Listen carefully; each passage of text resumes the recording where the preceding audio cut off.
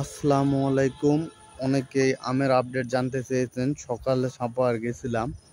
তো ঢাকাতে বা বিভিন্ন জায়গায় ঢাকার বাইরে বৃষ্টি হওয়ার কারণে পাইকাররা আম কম কিনতেছে। আর আজকে বাজারও কম কম লাগছে, কিন্তু দাম মোটামুটি ভালোই ছিল।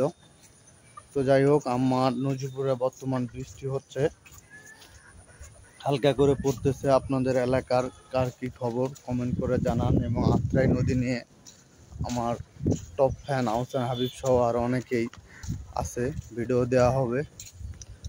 তো যাই হোক, আপনারা আমার ভিডিওগুলো ইদানিং খুব বেশি দেখতেছেন। 6,000, 7,000, 10,000 আমার প্রোফাইল হিসাবে বলা যায় একরকম ভাইরাল হয়ে গেছে। তো এভাবেই আমি আপনাদের বিভিন্ন ধরনের ভিডিও উপহার দিতে চাই।